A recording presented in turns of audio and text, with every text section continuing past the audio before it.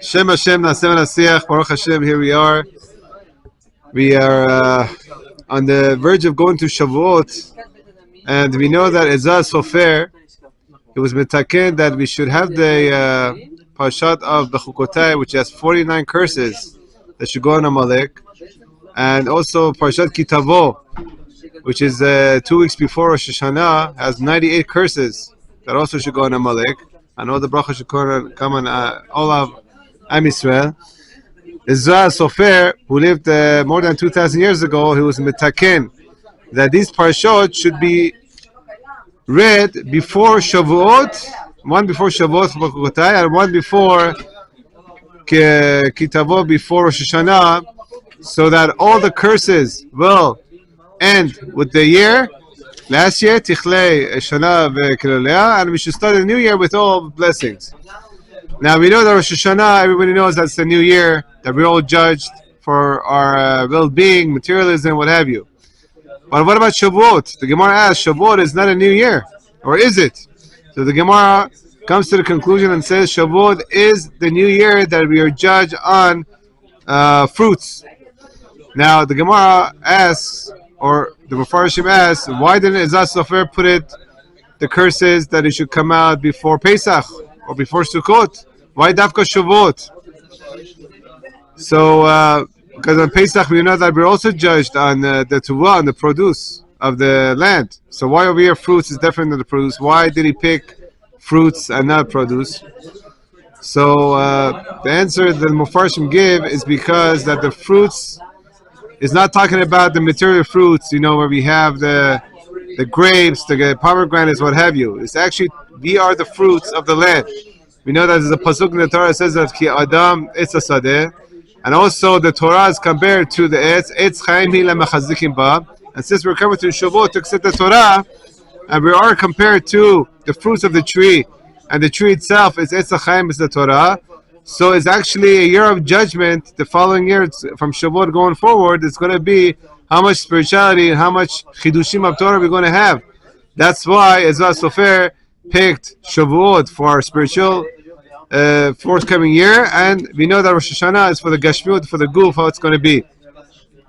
It's a beautiful chidush.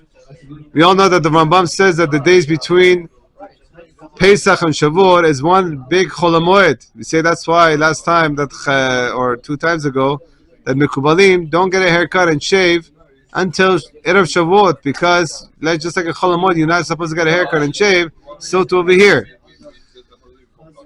And the Sefat Emet, he adds on this a beautiful pshat that if a person works himself in this 7 weeks for the Kabbalah of Torah, going to Shavuot, and he's going to make his midot better, and he's going to go over all the chataim that he did and do teshuvah, he does not have to worry about the 10 days of Rosh Hashanah, between Rosh Hashanah and Yom Kippur, because he already metaken himself these 7 weeks.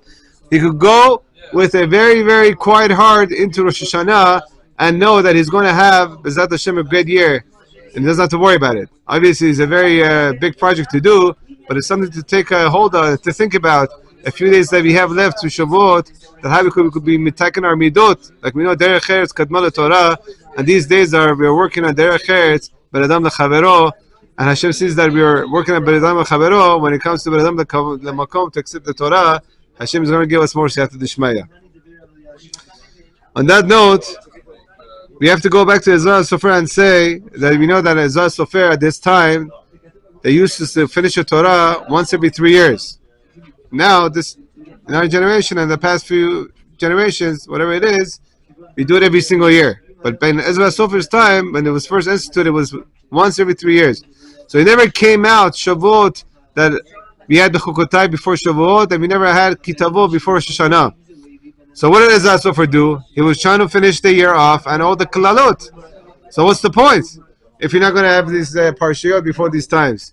So he made an institution that the Sefer Torah should be taken out, and Parashat Vayikra Bechukotai should be taken out before Shavuot especially, and to read the Kalalot, and Kitavo before Rosh Hashanah especially to read the Kalalot.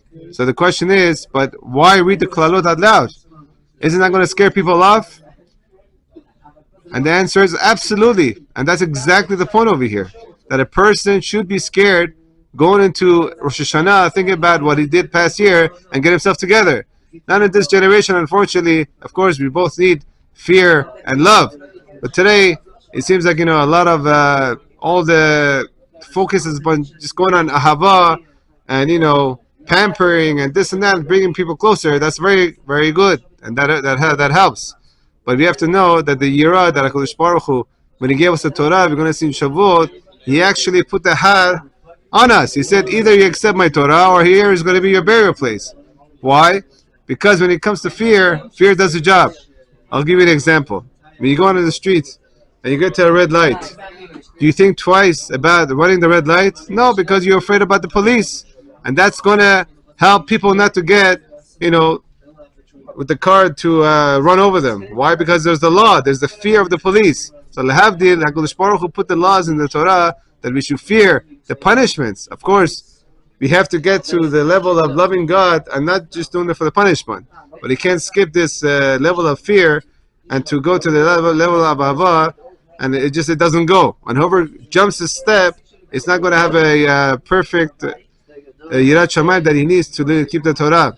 As we know that it says 9 times in the Torah you should love God, and it says 18 times, twice as much, you should fear God. Because fearing God is a prerequisite to loving God, and you can't skip that step. That's why, as well as for fair, Mener Takana, that the Sephora has to be taken out, and it's supposed to be mentioned, all the klalot in front of the people, so that even though it's scary, but it does the job. There's a story that's told to make this point clear. Rav Yaakov Galinsky, that he talked about, that he had a neighbor that he passed away a few years ago. He had a neighbor that lived across the street from him, and he used to not wear tefillin. Although he was a Sephardi Jew, he kept the Mesorah, the tradition, but he didn't want to put on tefillin.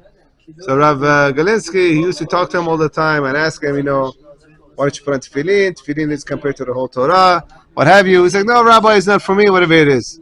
So one time, he's looking at his porch over there, and he sees his neighbor, he has tefillin, and his davening was very, very fervent davening. A few days later, when he saw him in the street, he asked him, what happened? All the years, I'm trying to get you put on tefillin. So you don't know, Rabbi, what happened? That he went to the doctor, and the doctors told him that they did a few x-rays, and things don't look good. And all of a sudden, he started putting on tefillin. And Rivkah, and he had kebebete, and his stomach he had a pain in the stomach. So Rav Galinsky, he smiled and he said to himself, he said to HaKadosh Baruch Hu, see how people love you. They just need a little pain in the stomach to fear you and to come back to you. Hopefully, we don't have to have these reminders to fear Hashem and to love Hashem.